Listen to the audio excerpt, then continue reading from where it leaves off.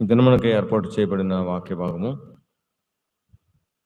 2వ సమూయేలు గ్రంథము 12వ అధ్యాయము 16వ వచనం నుంచి 23వ వచనం వరకు మన మధ్య ఉన్న సహోదరులు రావురు గారు వచ్చి చదివినిపించాలని వారిని ప్రేమపూర్వకంగా కోరుతున్నాను. 2వ సమూయేలు గ్రంథము 12వ అధ్యాయము 16వ వచనం నుంచి 23వ వచనం వరకు. ఈ దినానికి ఏర్పాటు చేయబడిన వాక్యము 2 సమూయేలు 12వ అధ్యాయము 16 నుంచి 20 వచనాలు. యెహోవా యూరియా భార్య దావీదునకు కనిన బిడ్డను మొత్తినందున అది బహు జబ్బుపడెను. దావీదు ఉపవాసముండి లోపలికి పోయి రాత్రి అంతయు నేలపడి ఉండి బిడ్డ కొరకు దేవుని బతిమాలగా ఇంటిలో ఎన్నికైన వారు లేచి అతనిని నేల నుండి లేవనెత్తుటకు వచ్చిరి గాని అతడు సమ్మతింపక వారితో కూడా భోజనము చేయక ఉండెను. 7వ దినమున బిడ్డ చావగా బిడ్డ ప్రాణముతో ఉండగా మేము అతనితో మాటలాడినప్పుడు అతడు ఆ మాటలు వినగయుండెను. ఇప్పుడు బిడ్డ చనిపోయినని మనము అతనితో చెప్పిన ఎడల తనకు తాను హాని చేసుకొనినేమో అనుకొని దావీదు సేవకుల బిడ్డ చనిపోయినను సంగతి అతనితో చెప్పవెరిచిరి. అయితే దావీదు తన సేవకులు గుసగుసలాడుట చూచి బిడ్డ చనిపోయినను సంగతి గ్రహించి బిడ్డ చనిపోయినా అని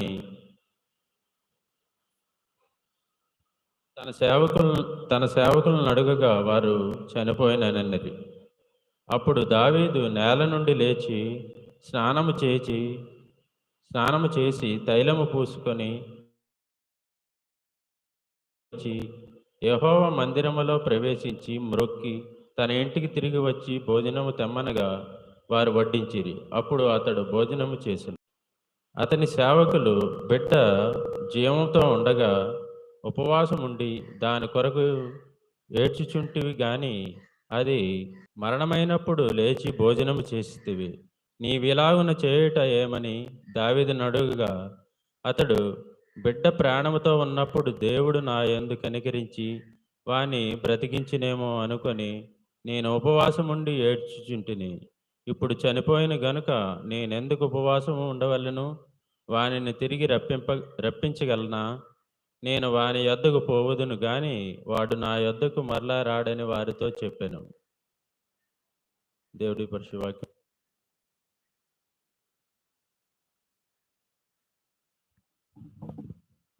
ప్రార్థన చేసుకుందామండి. మమ్మల్ని మిక్కిలిగా ప్రేమించిన మా ప్రియపరలోకపు తండ్రి, కృతజ్ఞతాస్తుతులు చెల్లిస్తున్నాము దేవా. ఇదిగో తండ్రి, మరలా మీ పిల్లలతో కలుసుకొని ఈలాగున నా తండ్రి మిమ్మల్ని ఆరాధించుటకు మీరు సహాయం చేసినందుకు మరొకసారి మీకు కృతజ్ఞతలు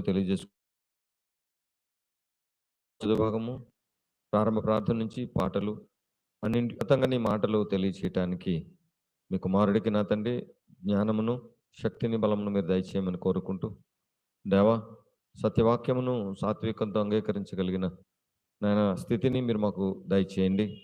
నాయన మీ కుమారుడిని మీ ఆత్మతో నింపండి. పరిశుద్ధాత్మని సహాయం సహకారంతో ఉన్నతమైన నాయన ఆలోచన పూరితమైన మాటలు మేము తెలుసుకున్నట్టుకు నీ కుమారుని ద్వారా మాకు వినిపించమని కోరుకుంటూ ఇదిగో తండ్రి, మా అందరి మనోనేత్రంలోనే వెలిగించుకుని నాయన మా ఆత్మలు రక్షించుటకు శక్తి కలిగిన నీ వాక్యమును నాయన చెబుతుండగా దాన్ని జాగ్రత్తగా ఆలోచించి నా తండ్రి సాత్వికంతో అంగీకరించగలిగిన స్థితిని మీరు మాకు ప్రసాదింపచేయమని కోరుకుంటూ సంఘంలో జరిగిన నా తండ్రి నాయన సంఘంలో జరిగిన విచారము మీకు తెలుసు దేవా.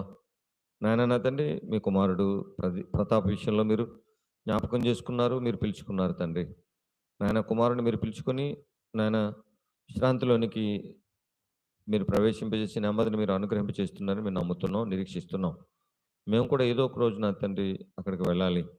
క్రీస్తు ఆగమనము నాయన సమయంలో మేమందరం కలుసుకుంటామని మీరు వాక్యంలో సెలవిచ్చారు. కాబట్టి అంతకంటే ముందుగా నీతిమంతులుగా బ్రతికి పరదేశకు చేరుకుని నాయన అక్కడ సంతోషంతో సంతోషాన్ని పితరులతోనూ మాకంటే ముందు వెళ్ళిపోయిన నీతిమంతులతోనూ పంచుకునే గొప్ప భాగ్యాన్ని మీరు మాకు దయచేయమని కోరుకుంటూ, ఇదిగో మా తండ్రి, చల్లని వేళల్లో నా తండ్రి నీ కాపుదల మాకిచ్చి ఉన్నతంగా మీ మాటలను మేము స్వీకరించగలిగిన శక్తిని, సామర్థ్యాన్ని మాకు అనుగ్రహింపచేయమని కోరుకుంటూ, ఇంకా నువ్వు రావాల్సిన మీ పిల్లల్ని మీ చిత్తం బట్టి సకాలంలో మీ సన్నిధికి తోడుకొని రమ్మని దేవ, మేము ఏనాడు కూడా మందిరం మానకూడదు దేవ. కష్టమైన నష్టమైన ఎవరు ఉన్నా పోయినా నా తండ్రి, కాబట్టి నీకు ప్రప్రదమైన స్థానాన్ని మా జీవితాల్లో ఇవ్వాలి. అలాగన ఇవ్వటానికి పరిశుద్ధాత్మని ద్వారా నీ పిల్లలందరినీ ప్రేరేపింపచేయమని కోరుకుంటూ, యేసుక్రీస్తు ప్రభువుల వారి పుణ్యనామంలో ఈ ప్రార్థన మీకు సమర్పించి వేడుకుంటున్నాను పరమ తండ్రి. ఆమేన్. ప్రియమైన దేవుని వర్లరా, మీకు అందరికి ఒక విషయాన్ని ఇప్పుడు చదువుబడిన వాక్య భాగంలోనే మీరు గమనించలేదు, కానీ చాలామంది ఇంట్లో ఏదైనా కార్యక్రమం, అంటే ఇలాంటి కార్యక్రమం జరిగినప్పుడు ఎవరైనా చనిపోయారు అనుకోండి, చనిపోయినప్పుడు మేము రాకూడదు, మాకు మైల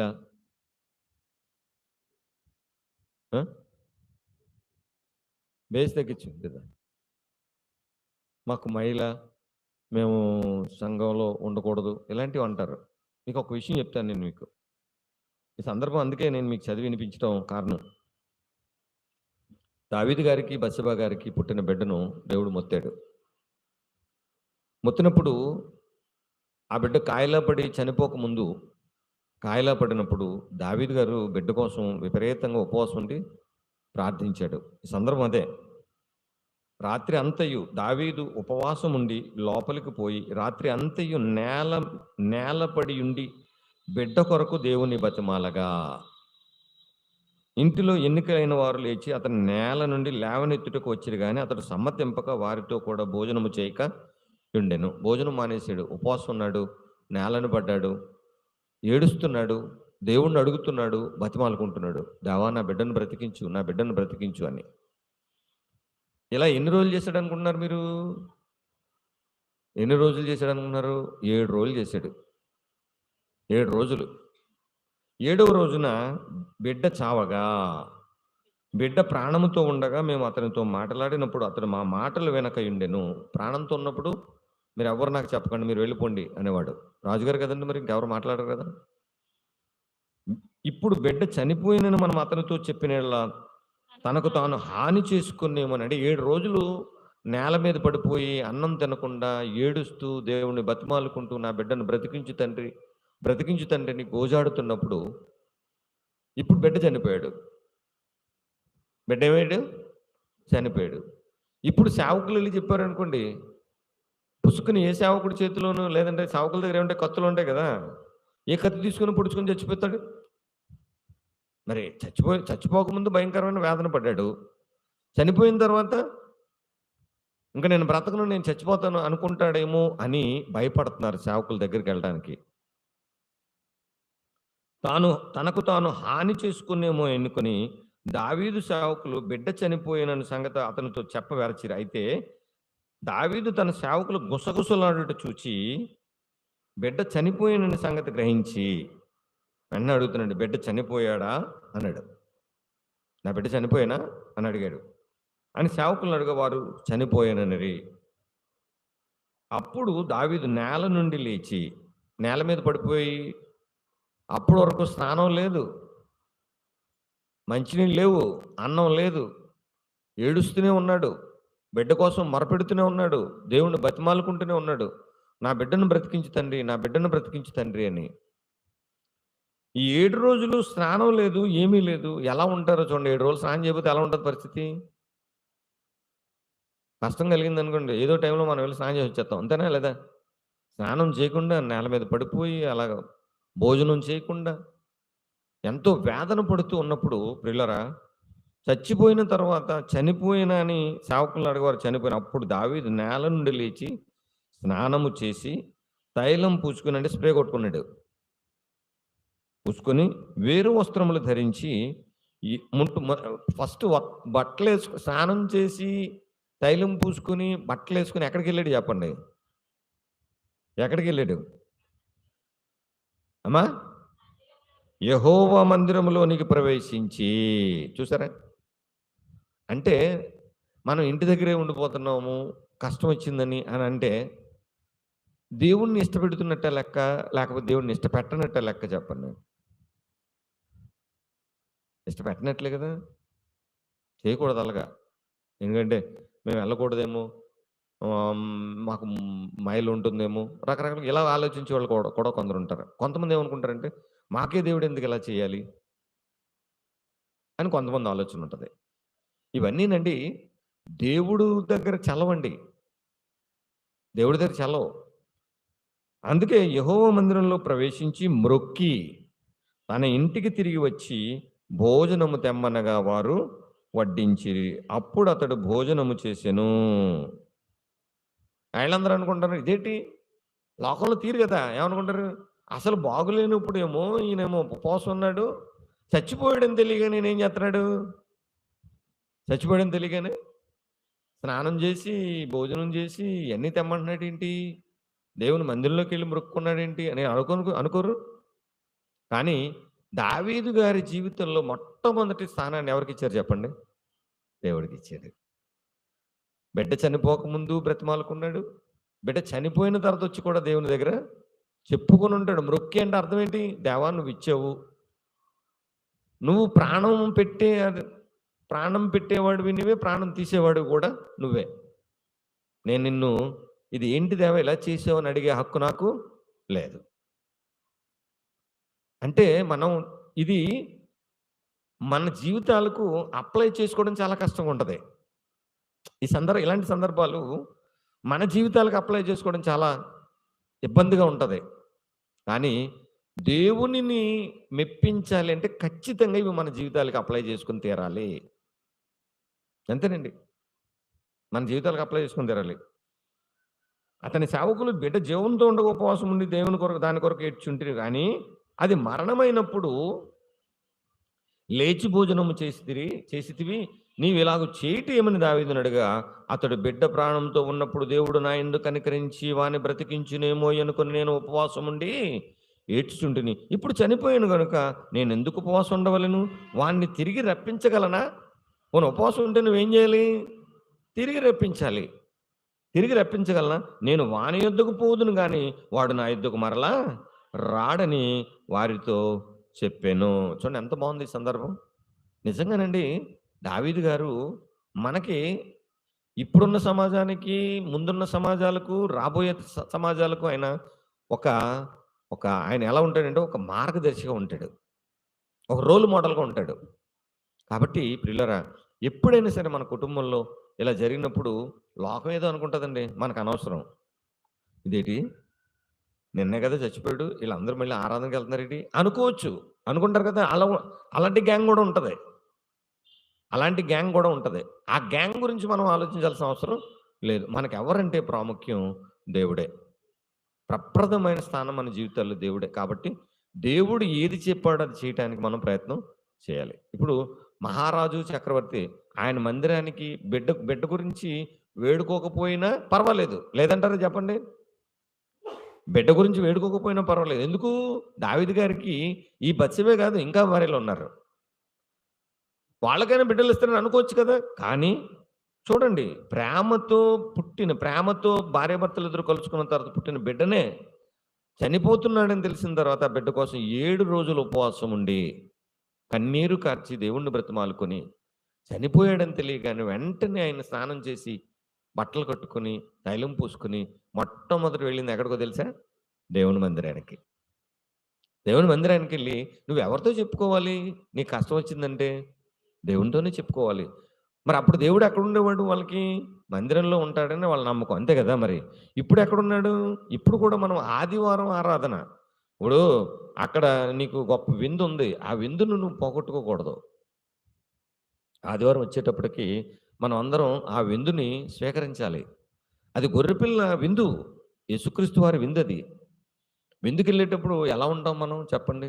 దుఃఖమైన అన్నీ తుడిచేసుకొని శుభ్రంగా బట్టలేసుకొని నీట్‌గా తయారై చక్కగా విందుకెళ్తాం. పెళ్లి భోజనం కానీ, మెచ్యూర్ ఫంక్షన్ భోజనం కానీ, పుట్టినరోజు భోజనాలు కానీ ఇలాంటివి మనం వెళ్తాం కదా! దేవుని దగ్గరికొచ్చేటప్పుడు కూడా ప్రియులారా ఇవన్నీ పక్కన పెట్టి, ఏవండీ మీ చింత యావత్తు నా మీద వేయండి అన్నాడు కదా!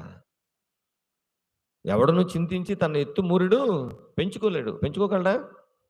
ఎవడో చింతించి ఎత్తు ఎత్తు అంటే మనం చెప్పడం ఈజీయేనండి అంటారు. చెప్పడం ఈజీయే. మీకు ఒక విషయం చెప్తాను. ఇందులో ఈ ఈ సందర్భంగా మీకు ఒక ఆయన్ని నేను గుర్తు చేయాలి. ఒక ఆయన్ని ఏం చేయాలి? గుర్తు చేయాలి. ఆయన ఎవరో తెలుసా? జయశాలి గారు. తన భార్య చనిపోయింది. సహచరిణి. జాగ్రత్తగా వినండి. తన భార్య చనిపోయింది. మార్నింగ్ ఈవినింగ్ 4:00కి సమాధి అంతా అయిపోయింది. 6 గంటలకు వచ్చి వాక్యం దగ్గర కూర్చున్నాడండి. 6 గంటలకు వచ్చి లైవ్‌లో కూర్చున్నాడు ఆయన. మీరు ఆ రోజు చూడండి. మీకు ఆ రోజు మీకు గుర్తు చేస్తాను నేను. నాకు సరిగ్గా గుర్తులేదు కానీ 6 గంటలకు వచ్చి కూర్చున్నాడు ఆయన. లైవ్‌లోకి వచ్చి కూర్చొని గంట సేపు వాక్యం చెప్పాడు అందరికీ. ఎవరు ఆయనతో పాటు సుమారు లేదంటే ఒక 50, 60 సంవత్సరాలు కాపురం చేసి ఉండుంటది బహుశా. అంతే కదండీ! ఒక 50 సంవత్సరాలు కాపురం చేసింది. ఆమె చనిపోతే 4 గంటలకి సమాధి చేసి 6 గంటలకు లైవ్‌లోకి వచ్చాడండి ఆయన. షాక్ అయిపోయామండి. మేమే కాదు అందరూ షాక్ అయిపోయారు. అందరూ షాక్ అయిపోయారు. 4 గంటలకి సమాధి కార్యక్రమం చేయడం ఏంటి? ఇంటికి రావడం ఏంటి? స్నానం చేయడం ఏంటి? గబగబా వచ్చేసి మళ్ళీ దేవుని వాక్య పరిచర్యలో కూర్చున్నాడంటేనండి, ఇలాంటోళ్ళు మనకు అరుదుగా కనపడతారండి. మరి ఎక్కడి నుంచి వచ్చింది ఆయనకి ఆ జ్ఞానం అంటే, ఎక్కడి నుంచి వచ్చింది? మనకంటే ముందు ఉన్నారు వాళ్ళు. మన పితరులు ఉన్నారు. వాళ్ళందరూ చనిపోతున్నప్పుడు వాళ్ళు చనిపోక ముందు వాళ్ళు చెప్పిన మాటలు వీటన్నిటిని జ్ఞాపకం చేసుకున్నారు కాబట్టే, ఈరోజు వాళ్ళు అలాంటి రోల్ మోడల్‌గా మనకు కూడా సంఘాలకు నిలబడుతున్నారు. విశ్వాసులకు మాదిరికరంగా కనబడుతున్నారు. విశ్వాసులకు మాదిరికరంగా కనబడతారు. అదే సుందర్‌రావు గారు, అదే సుందర్‌రావు గారు సంఘంలో కూడా చెప్పాడు. జాన్సన్ గారు చచ్చిపోయినప్పుడు ఎవరన్నా ఏడిచారంటే బాగోదని చెప్పాడండి. మనం తట్టుకోగలమండి? ఆ నిష్ట ఎక్కడొస్తది చెప్పండి? వాక్యంలో నువ్వు నిరంతరం ఎదుగుతున్నప్పుడు మాత్రమే అలాంటి జ్ఞానం నీకు అబ్బుతది. ఎవరన్నా ఏడిసారా? ఇక్కడ ఉండొద్దు బయటకు పండి అన్నాడు అంతే. చర్చిలో ఉండొద్దన్నాడు. ఎవరు ఏడవద్దన్నాడు. ఎందుకు ఏడుస్తున్నావు నువ్వు? ఒక మంచి సంతోషకరమైన స్థానానికి వెళ్ళినప్పుడు నువ్వెక్కడుండి ఏడిస్తే ఏంటి ప్రయోజనం? అంతేనే కాదంటారా? మనం ఏడవకూడదంటాడు. కానీ నిలబెట్టుకోలేమండి. మన గుండె కొంచెం బలహీనం గదా! మన గుండె ఎలాంటిది? బలహీనం. తట్టుకోలేం గదా దుఃఖాన్ని. కానండి మీరు ఒకటే చెప్తాను నేను మీకు. నీ వాక్యమే నన్ను బ్రతికిస్తుంది. బాధల్లో నాకు నెమ్మదిని కలిగిస్తుంది అన్నాడు కీర్తనకారుడు. కాబట్టి ఇవన్నీ కూడా మనం జ్ఞాపకం చేసుకుంటూ, ప్రతి దానిని కూడా మనం ఓవర్‌కమ్ చేసుకుంటూ వెళ్ళిపోవాలి ముందుకి. ప్రతిదాన్ని పక్కన పెట్టుకుంటూ ముందుకు సాగాలి. కాబట్టి ప్రియులారా ఆలోచించండి. ఇది మీకు ఈ సందర్భం ఇప్పుడొచ్చింది కాబట్టి, ఈ సందర్భాన్ని నేను మీకు జ్ఞాపకం చేయాలనుకున్నాను, చేశాను. ఇక మీదట ఎప్పుడైనా మన కుటుంబాల్లో కష్టాలు రాకుండా ఉండవు. ఎవరో ఈ భూమి మీద శాశ్వతంగా ఉండిపోయేవాళ్ళం అయితే కాదు. ఎప్పుడో ఏదో ఒకటి వస్తది. ఎవరో ఒకరు వెళ్ళిపోతుంటారు. వెళ్ళిపోయినప్పుడు ఆ బాధను తట్టుకోలేము. ఆ బాధను, ఆ వేదనను తట్టుకోలేం. మనమైతే ఓదార్చలేమండి. ఇంకొకటి చెప్తాను నేను మీకు. ఎవరైనా సరే జాగ్రత్తగా వినండి. ఒక్క మాట మీకు చెప్పి ముగిస్తాను. ఎవరైనా సరే ఈ లోకం నుంచి వెళ్ళిపోయారు అంటే వారికి మేలు కలిగింది. తెలుసా మీకు? వారికి మేలు కలిగింది.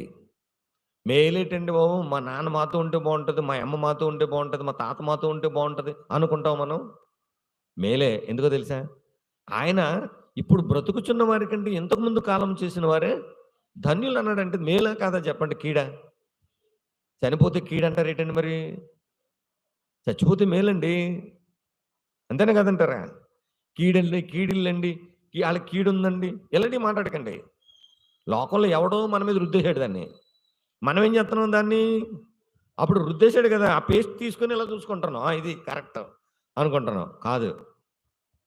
కాబట్టి మేలు అన్నాడంటే, ధన్యత అన్నాడంటే మీకొకటి చెప్తాను. మనందరికీనండి, మనందరి మేలు కోరి మనకు గాయం చేసేది ఎవడో తెలుసా? ఎవరో తెలుసా? దేవుడండి. మేలు కోరి గాయము చేసే స్నేహితుడాయన.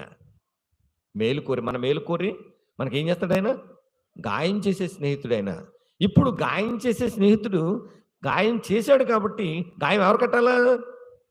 ఆయనే కడతాడు. అందుకే అన్నాడు, గాయము చేయువాడను నేనే, గాయం కట్టువాడను నేనే. కాబట్టి ఇలాంటి ఓదార్పు కలిగి ఒకరినొకరు వాక్య ప్రకారంగా ఓదార్చుకుంటూ ముందుకు వెళితేనండి దేవుణ్ణి అత్యున్నతంగా మహిమపరిచిన వారం అవుతాం. మీ అందరికీ వందనాలు.